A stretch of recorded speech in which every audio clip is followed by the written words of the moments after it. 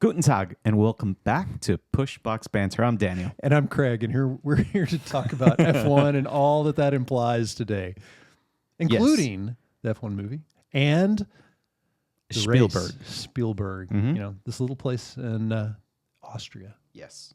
Wonderful place in Europe. I've never been there, but I do plan to go. Yeah, it'd be nice to go to all of them. That's true. That's true. Yeah. But Austria, I think it has the most beautiful setting, Yes. at least. The It's very backdrop, natural. yeah, The for backdrop of the mountains and the greenery and everything. Like you said, it's got artwork. Yeah, it has a huge bull. Red Bull. It's not really a sculpture, just Like a metal. metal work Sculpture, type thing, sculpture-ish thing. Yeah, pretty awesome though. Mm-hmm. Yes. So the Orange Army was out in Austria. Yeah. Mm-hmm. It's a home race of the Red Bulls. For the Red Bulls, Yeah. yes. Yeah, so we're going to talk a little bit about that today. We'll get to the Red Bulls here in a second. Mm-hmm. Before we get to the Red Bulls, let's talk about the F1 movie. Yes, the F1 movie. Yes. So I don't know about everybody out there that's listening, but Daniel and I went and saw the F1 movie this weekend.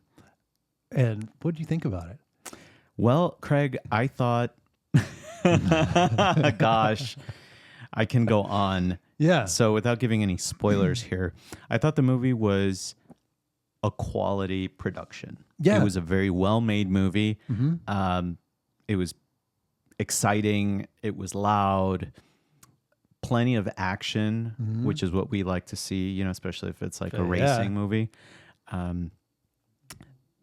A little underwhelming on the story side for me personally, but a good introduction to F1 for the new people out there who are looking to get into F1 or watching an F1 movie. I thought it was good. It was okay. It was very good. Yeah, so that was one of the things that in reading about it before the movie, it had decent reviews on Rotten Tomatoes, and so one of the things was, hey, F1 fans are going to enjoy it, but how's it going to play out for those non F1 fans? I guess my question is is it going to be something that non F1 fans are going to be able to see and then really like and pull in and start watching F1, or is it hey, that's cool, and then they go about their day? I don't know. What did you think about that? I thought it was exciting enough that it would inspire people to want to watch more races.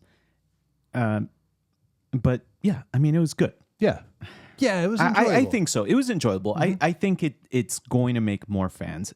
Red Bull. Formula One already has a lot of fans, I feel like, especially in the last 4 or 5 years. It's exploded.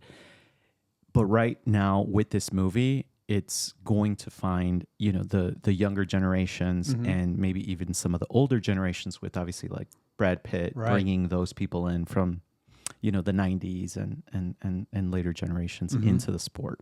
Yeah. So I'm going to get a coffee yesterday, and the lady asked me about, how my weekend's going, and I mentioned about the F1 movie, saw it was really good. And she's like, yeah, I'm looking forward to going and seeing that too. I'm a big fan of Fast and the Furious. I was like, you're like, oh my gosh, where is Vin Diesel? Yeah. There's no auto theft, and there's really not the theme of familia throughout it. Yeah, no Coronas. Nobody's jumping from one car to the other. I know. I don't know if this person's gonna like us, but not a whole lot of drifting happening. Right. But yeah, the movie, so it's. Apple's biggest movie that they put out. Yeah. It was $350 million that they spent on the movie, $250 million to make it, $150 million to market it. So the early results through or into Sunday morning, it was $55 million in North America on box office revenue, and then 88 million internationally. So good numbers. It's 130. So they're about That's a halfway. solid weekend. Yeah, more totally. than halfway there Yeah, solid weekend. Yeah. Solid weekend for them. So the other thing, Rotten Tomatoes, of course, that's the critics, their view.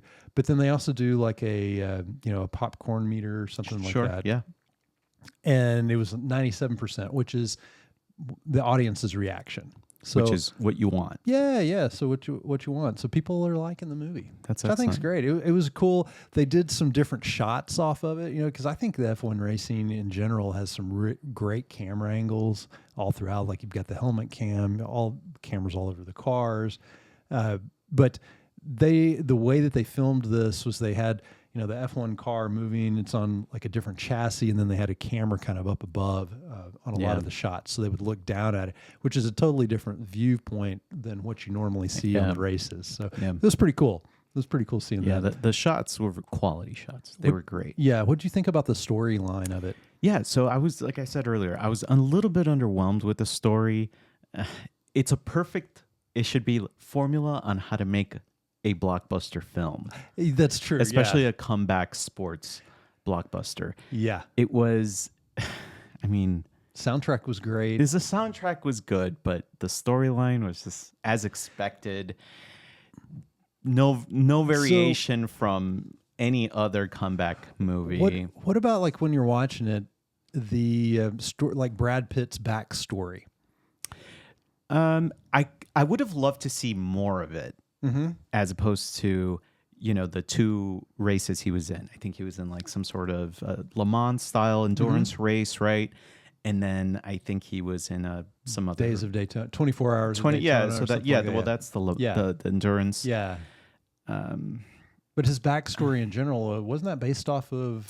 Oh yeah, his backstory. That yes, it gets it. We see a little bit more about it, right? He's a rising star in F1, and he gets into an accident. Kind of mirrors the accident, or a lot of the video is the Martin Donnelly crash, right? So he is that guy. Yeah. And he's in a race and he crashes trying to pass Senna, and he's on the floor. They take him, and that's the end of his career. And then he falls into like other gambling and stuff like that, as you would expect, right? Yeah, because that's what you do. Right. Yeah. And the whole time he's, I guess, chasing what could have been. Right. And it no longer becomes a thing about money, but rather just his need to drive. Right. Yeah. Which is kind of cool because it's like his need to do things that he loves. Like he starts living based off of what's coming from his heart. Right. And he's following that regardless and other things set aside. But he's like solely that one thing. Yeah. It's like he's looking for that dopamine, right? That he wants to get into that zone where he's just flying and everything's quiet. Everything slows down for him. Yeah. It was good. It was good. I would have loved to see more of him getting back into Formula One as opposed to, okay, here's one race and, you're back. Right. It's kind of like, okay. Yeah.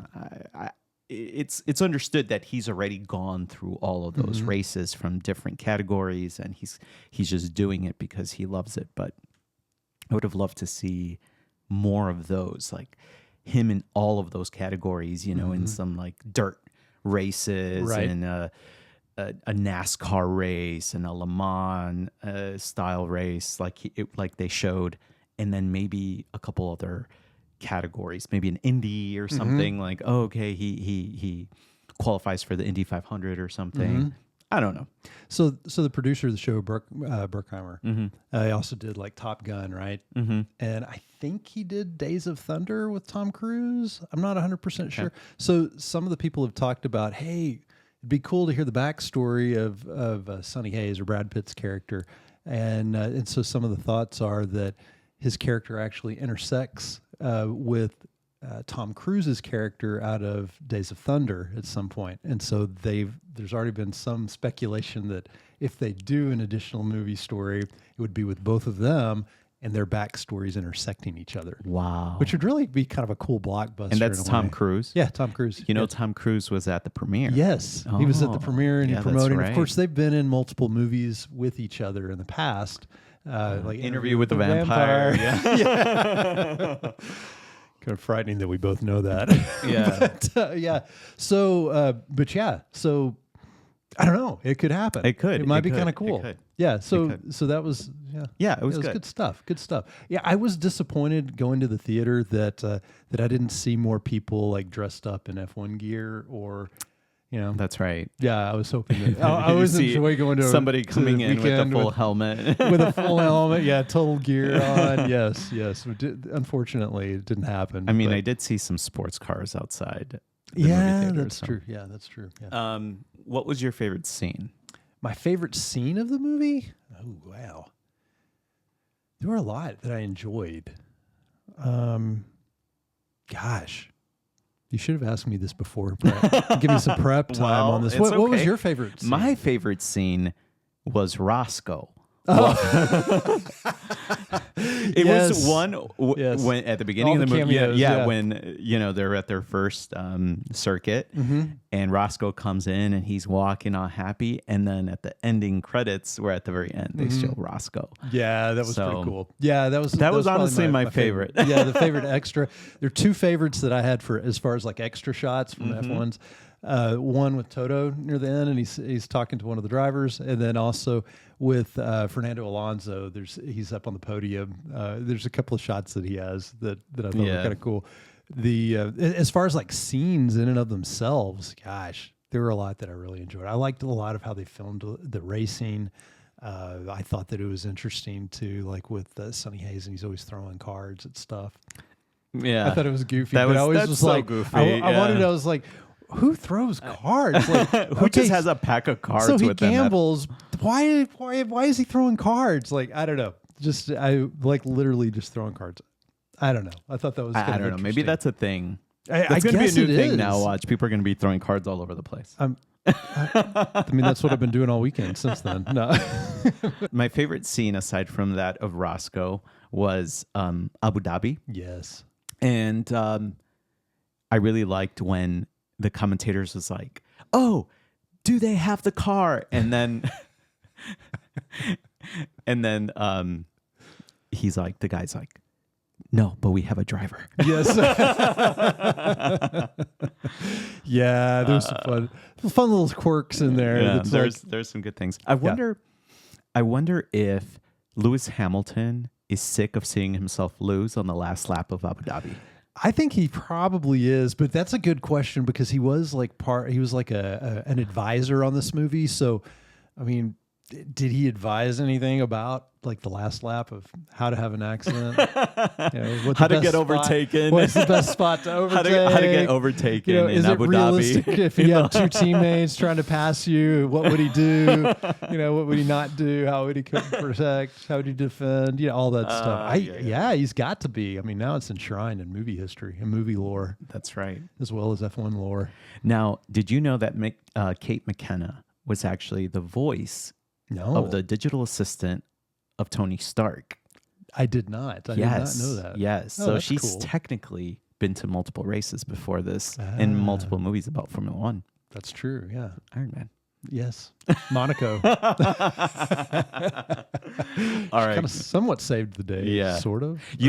At first I thought this character, or should I say this actress, I'm like, I wonder if she's trying to like do an accent, like if that's natural or what.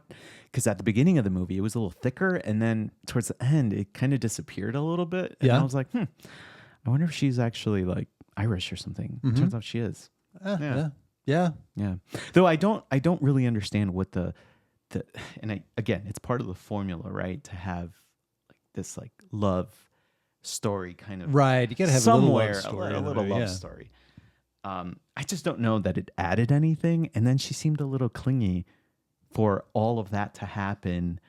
And then, I don't know, maybe there's a lot of the movie we didn't see. I mean, it's Brad Pitt. I mean, wouldn't you be no. No, Craig. No, I wouldn't. If you were a woman, that's what I'm saying. No, yeah, I wouldn't. All right, so would you watch it again? Most definitely, yes. Oh, wow. I enjoyed it. I went home, listened to the soundtrack on the way home, kept listening to it at night. Not all night, but while I was awake, and stayed up a little bit longer. I was pumped, like just from watching it. I enjoyed it. It was an enjoyable movie. Was it like the best movie of all time? No, but it was a really enjoyable movie. I had a good time watching it. It was cool. I liked the character. I liked Sonny Hayes' character, and the kind of the comeback and still being able to do different things that he loves in his life, even as he ages. To me, that resonated some. So, I think all of us, as we have passed our F1 Prime racing days, it's nice to know that there's a future race out there for us. That's my deep thought for the day. Wow. That wasn't planned. It's free, guys. All right. So, Austrian GP. Yes. So, Spielberg. So, qualifying, it was pretty straightforward. Lots of surprises in my view. Yeah. We had the Q1. Yes. We'll keep going. No, go ahead. Q1. Yeah. No. So, okay, I'll go. So Q1, 1 through 20, it's separated by like 0.6 of a second. I mean, it was super, super close. Yeah. So, you had Yuki going out in Q1. And Sainz. That's bad. Yeah, Sainz had some issues like with his car. Right. But yeah, you had some big names going out in Q1 that you're like, man, but then you look at the times and you're like, they're really, really close to all these other people. They're just fractions off. Yeah. Kind of exciting, kind of sucks for them. Sucks if you're pulling for them, or if your contract's kind of on the line. Yes. Well, like Yuki's might be. You know what I wasn't surprised in Q1? What's that? Stroll. Oh, yes. Record-setting driver. Man, he's always out to set records every weekend. Bam, done. That's wrong. Actually, it is wrong. He actually, like in the practice sessions, he was like, I don't know, 5th, 6th in his time. Like he was doing really well, and then he just couldn't quite put it together. But then again, like, no, he was close. He was like 16th, I think. So yeah. He was close to making it out, but not quite. Which sucks for him, man. Yeah, it really is. We give him a lot of crap. He's, you think about it, like he gets a ton of crap from everybody and anybody, right or wrong. It still kind of sucks, but Alonso's doing better. There's moments where Stroll's doing better. Their car seems like it's doing a little bit better. Yeah, I don't know if that's going to mean anything for this year, but I think next year it's going to be kind of exciting for them because they're going to have an Adrian Newey car. Yeah, that's right. And then he can hopefully shut up all the critics. I'd love to see it. That'd be pretty cool if he does. Yeah, totally. Mm-hmm. And then what else did we see? Lawson qualified in front. Oh my gosh. Of Verstappen. That's wild. I just sat there and stared at the TV screen and was like, huh. It says LAW and it's above VER. It's like, how can this be? So unusual. Yeah, I had to look outside to see if like it was the end of the world that was about to happen. But yeah, it's such a weird weekend. Like, yeah, it was weird. What happened with Red Bull? Like, I guess we should go. Let's finish talking quali, and then we'll need to talk about that because, like in no way, shape, or form should that ever happen. Yeah, as long as the normal world and our normal things are aligned as they should be. Yeah. I mean, maybe we do live in a black hole. Maybe that's what alternate universe happened in Spielberg. Who knows? Yeah. Craziness. But we had some other cool stuff too that happened. Hamilton, Leclerc, so they get their upgrades, and then all of a sudden they're up front in quality. What is it? 3rd and 4th? Yeah, no, they were 2nd and 3rd. No, 2nd and 4th in quali. Oh, that's right. Yeah, 2nd and 4th. Yeah, that's right. Piastri was 3rd. That's right. Yeah. Yeah, so Norris looked great. Norris had a great qualification. Yeah. He looked great all 3 sessions. Piastri looked like he struggled through all 3 sessions. Like he still comes out really good. The car's really good. He's a really good driver, but he struggled some. Like he was on the limits. He made a few mistakes here and there. Right. He did not deserve 2nd place in the qualification, in my opinion. Right. Yeah. Leclerc was just right on. Yeah. Which is pretty cool. Pretty cool for him. Yeah, good for him. Mm-hmm. Yeah. All right, so going into the race. Yes. What do you think?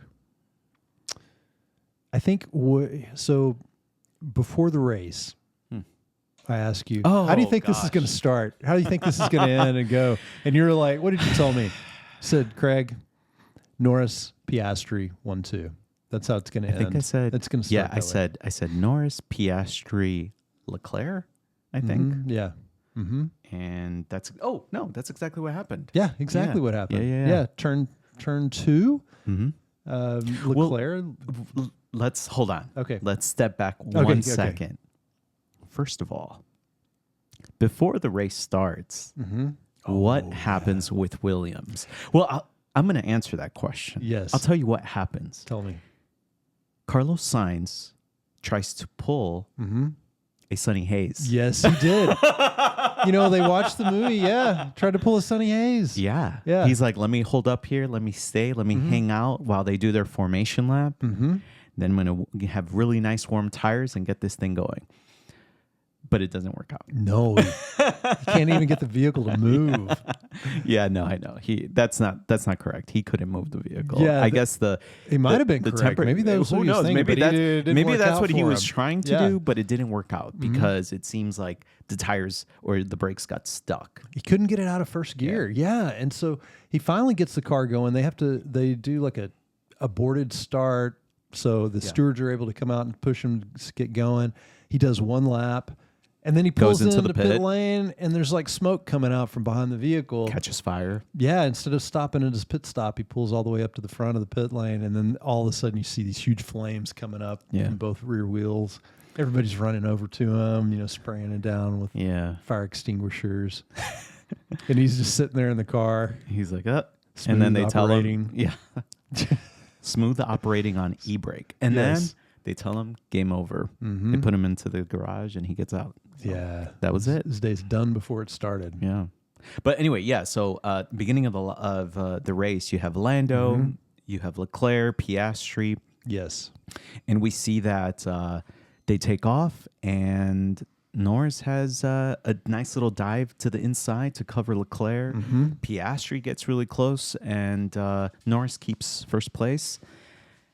And we get to lap 3, or I'm sorry, turn 3, and then Kimi Antonelli wipes out and takes Max Verstappen. Yeah. It was incredible. I think that was the majority of the action that happened outside of some back and forth between Lando and Piastri. But, we've been talking about Lando's, I guess, racecraft and his mental state. And for the most part, he's been struggling mentally. Do you think right now that maybe he found something extra and pulled something mentally? He found some strength somewhere to not only battle, but battle in a way that was effective and defended well and maintained his spot without making some silly mistakes? Oh, yeah, definitely. Like, we talked about that, like Nico Rosberg was saying how he reached out to Lando for help or whatever, and Lando never did get back with him. I think sometimes, like in situations like that, when you're having a little head trouble issues, you can get opinions from anybody and everybody, and everybody will give you their opinion if you ask. Right. But sometimes, like, you don't really need everybody's opinion. Yeah. You just need to listen to your heart, Daniel. Well, there you have it. Yeah, just listen to your heart. No, but you do need to listen to your heart. But you need to follow the people that you trust with advice. You need to follow yourself and make sure that it sits well with you. And I think that he did that. I mean, he came out like he looked great all weekend, and then came out in the race like normally. When he starts, he doesn't have the greatest starts. It looked like they planned the team start basically because he covered Leclerc, and it enabled Piastri to come up, and then he kind of made it to where Piastri couldn't take, first right away. But normally, like a Norris start is not a great start. Normally, it's not. It looked like it was a pretty good start. It was a pretty good start. Pretty good launch off line and everything. So, I think he did. There were a few moments that, there were a few turns where he wasn't like as precise as he maybe should be. Sure. But he gathered it right back. And there really wasn't a question. You're I right. Think, right. After the safety car with Verstappen and Antonelli, I think that was pretty much it on the safety cars. But out outside of that, I think we both looked at each other and were like, "Yep, I think they're going to run away with it unless there's something weird that happens at this point." And sure enough, that's pretty much what happened. Yeah. Yeah, they had some great battles though, Norris and Piastri. They did, which was also like further evidence that Norris's mental state seems to be a little bit sharper because Piastri was pushing him. Oh yeah, big for time. up to like somewhere around lap 20ish, something like that. He was For a while. Yeah, he For was a right long there. time. Yeah. What do you think their advantage is? So at the end of this race, Horner was basically saying like, "Hey, Piastri was basically making love to." The exhaust pipe of Lando. So, you do what you got to do. No, but he's got a point though. Like, you can't be behind him, 2/300ths of a second behind following and not tear up your tires. And they didn't tear up their tires. Neither one of them did. That's true. So is that their advantage? It's just the car takes care of the tires so well. Like, is it really that well balanced? Is it a suspension thing? What is it that they're doing that nobody else can replicate? That's that phase technology, man. I'm telling you, like that technology enables them to not overcook their tires. Well, and they may have some other setup technology. I wonder too, if that's still current. Like, do they still have that in these races? I think so. Yeah, it's not like an illegal thing. Yeah. But I think that it's a step above what everybody else has, and it's also like a development type process to where those other teams, it's not something you can just go back, hey, these guys got it, let's go install it next week. Yeah. No, because it's like a certain format, certain chemicals that they have that are put in there. So, yeah, I mean, I think it's that, but I think also like Horner's looking at it going, is there a way that I can stir up some controversy that maybe helps open the door a little bit later? Because, for Verstappen to have a shot at winning the Drivers' Championship, he needs Norris and Piastri to compete each weekend. Right. Like he needs McLaren to not pick a number one driver and back one person. He needs to let them race. So like this weekend, Norris wins. That's great. So next weekend, if Norris wins again, that's great because Verstappen's still fairly close. Like when you have Piastri winning, it pushes that lead out a lot further for Verstappen. So that's right. Yeah. It enables him to stay close. Good point. Yeah. Yeah. So he needs them to battle it out. Well, I loved it. I loved watching. It was just McLaren versus McLaren. That's what the race was. That's it. Like there was no other major story other than that. Obviously, we talked about Antonelli crashing into Verstappen. Yeah. Did that? Major. Yeah, that's major for not so much for the race, but for Verstappen. Does that kind of seal the deal in his hopes for a championship this year? I don't think it seals the deal, but he was 49 points behind at the start of the race, so now he's in the 60s. It's going to be really tough for him. I think it's because gonna be tough. I don't like the car just didn't look good this weekend. Yeah. Like not just his car. I mean, Yuki's didn't look good either. It didn't look good even either. during the race. Like and Verstappen during qualification, he qualified really low for him. Right. And complained about grip. In some corners it was this, some corners it was that. Sonoda, he started at the very back, basically drove around at the very back all day. Yeah. He passed a few people, ran into a few people, or a couple of people, got a penalty. Yeah. It just what's going on with Red Bull? Yeah, that's a good question. I think they did have an upgrade on their floor today, and it didn't work well. And then Yuki was saying that basically it starts off okay, the pace is okay, but lap after lap after lap, the tires are essentially melting away. Oh my gosh. So he cannot figure it out. Like he is clueless. He was saying like, well, maybe it's a difference between my style and Max's style, but he's lost. The guy does not know how to fix the car, not the car, but the setup for him to drive that car, right? Yeah. So I really feel for Yuki because he's struggling with there's no end game. There's no answer for him to make that car better or to adjust because the car just doesn't work for him. Yeah. And as far as for Max, well, there's a reason maybe why he didn't qualify in first, second, right? Something's going on there. Like, is it the brakes? Is it, I don't know. Is it just the overall balance? Who knows? But they got to fix their car. They got to fix their freaking car. They got to fix their freaking car, Yeah. man. And then, you were talking about Yuki getting a 10-second penalty. Right. And then Antonelli getting a penalty as well. Mm-hmm. Do we think that Antonelli's was justified? I think he got a 3-grid place penalty for Silverstone. Ooh, that's kind of a rough penalty, but at the same time, like when you gotta, I guess as a steward, you have to kind of set some boundaries. And if you have somebody that's just charging through, passing 2 or 3 people on a turn, and then locking up brakes and running into people, like you can't have that happening. Yeah, because that was a rookie mistake for sure. Yeah, it's a rookie mistake. I mean, it kind of reminded, I think, both of us of Perez in Mexico a few years ago. Yeah. But where he just like flies by everybody. Fortunately, he didn't hit anybody, and nobody knows how. But yeah, you can't really have that happening. Yeah. So Agreed. is it worthy of a 3 place? I don't know, but he definitely should have been penalized for it. Yeah, agreed. He, Verstappen afterward, he did comment. He was like, yeah, nobody, it wasn't intentional. Yeah, nobody does it on purpose. Yeah, nobody does thing. that on purpose. Yeah. And I think Antonelli went and apologized to him right after the race, like even before the race ended. No, for sure. Yeah. So, but yeah, it's funny. Like for a second, I thought he wasn't going to get out of the car. Oh yeah, yeah. Because he's like, I don't want to deal with Max. Yeah, exactly. But Max is he's an understanding dude. He'll just take it out in the next race. Pretty much. He'll understand right now. But give him like 1 or 2 races. Or 1 or 2 turns, depending. Yeah. Exactly. Yeah. All right. Or it depends if you're Russell or not. So where was Mercedes this race? That's a very good question. I think they may have been watching the F1 movie for part of it, but you had Antonelli, of course, out on lap 1, and then you've got Russell. Man, in qualifying, he struggled. Like he ended up doing okay in qualifying, not Russell-esque, but he got it. It was like 6th, I think, 5th, 4th, 6th, 5th, I think.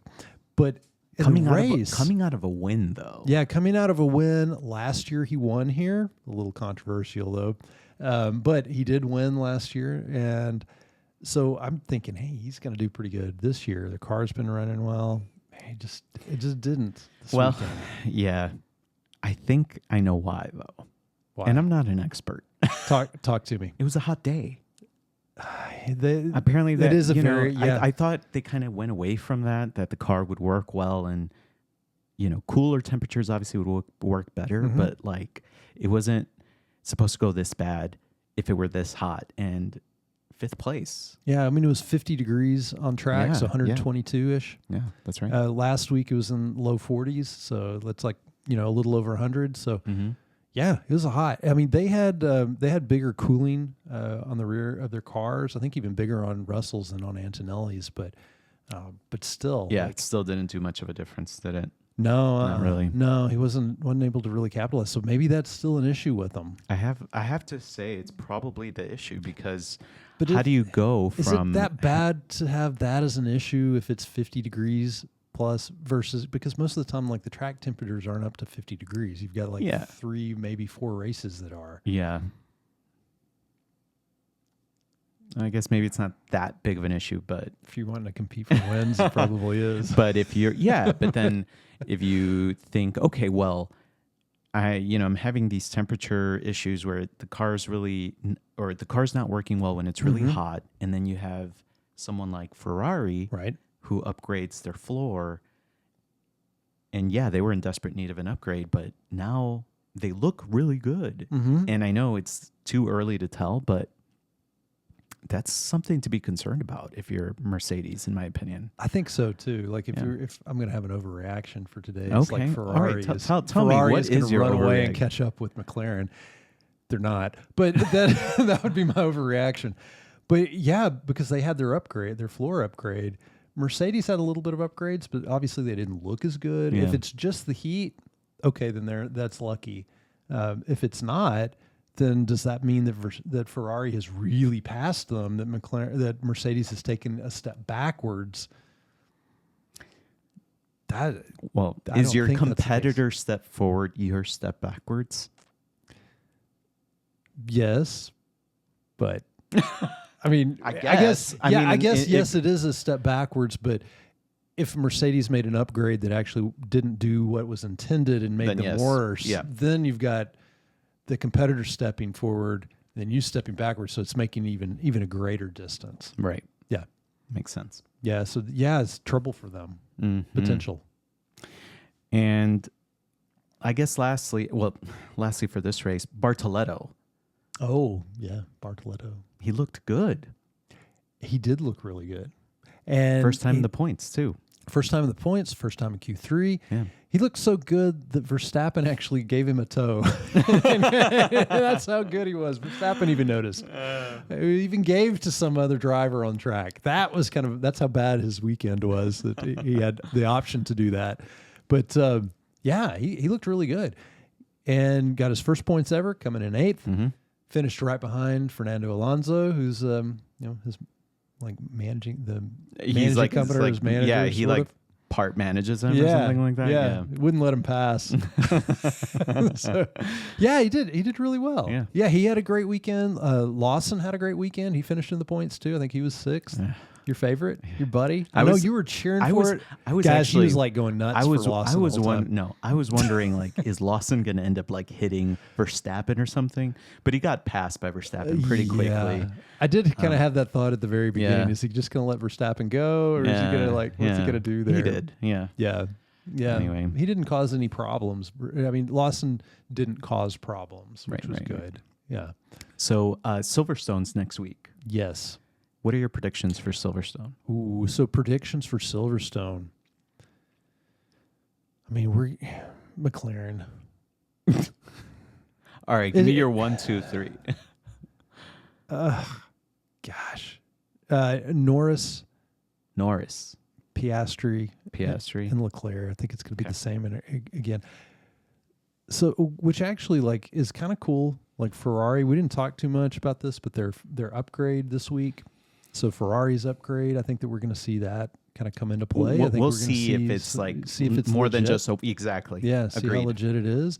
I know it's kind of an interesting thing there, how much Hamilton's been able to kind of help move that along, and it's benefiting him and Leclerc. Yeah, totally. Pretty cool. That's what I think. All right. What do I think for Silverstone? Tell me what you think. What are your predictions for next week in Silverstone? Are Hamilton. Yes. On top? You heard it here. Hamilton. Oh, nice. Yeah. It's his home race, man. Okay. Hamilton, Leclerc. I'm sorry. Let me go back. Hamilton, Norris, Piastri. That would be awesome. If that happens, I'll be very excited because I'm not really happy about having McLaren 1-2 again. I want some more drama. Yeah, I know. And that's something that people are going to love. Well, this is what we could see, right? We could see there being drama between the McLarens, and then boom, Piastri gets knocked out or something. I don't know. I don't want to wish anything bad, right? But if they're fighting each other, and I guess thanks for McLaren not choosing a number 1 yet, but if they're fighting each other, that's a possibility every race. Right. And so who's second, who's third, who's fourth, that could be Hamilton. It could be Leclerc. If Verstappen's there, it could be Verstappen. But I think because it's a home race, we're at Silverstone, it's going to be Hamilton. That's interesting, though. You know, one thing that we haven't mentioned is with Verstappen and Mercedes and Russell and Toto conversations from this week. We didn't mention that. Yeah. Do you want to touch on that? Briefly, yes. Yeah. So in the news this week, Russell was asked about his contract situation. He was talking about how that he hasn't been approached, that Mercedes is talking with Verstappen about it. I'm not sure if that was the exact quote, but that's in a nutshell. What he was saying. So of course they asked Toto about it, and Toto, he doesn't necessarily deny it. Which of course, if you can, you're going to go after the top driver that's out there. I think they're doing the obvious thing. Right. Now, does that mean that Verstappen's going to go anywhere? I don't think that he is, but this might be a year. Like when you look at how bad their car is doing, maybe. But he'd have to repaint his jet because it kind of matches with his car. And I don't know if that's going to be like something he really wants to do. I doubt it. Yeah, I mean, what a pain. What a pain. Nobody ever wants to repaint their jet. Nobody. So, yeah. All right. Well, Craig, Daniel, this was great. it was great. Yeah. Can't wait to talk about this next week. And for all of our fans and listeners, Yes. All of you guys out there, thank you for listening. yes. Please like and subscribe. Yeah. It's all in stereo. Comment. Yeah. Drop us a line. Drop us a DM. Yeah, let us know if there's something else that you'd like for us to talk about. Let us know on that. All right. And we might talk about it. We'll see. All right, Craig. Yes. Well, thank you.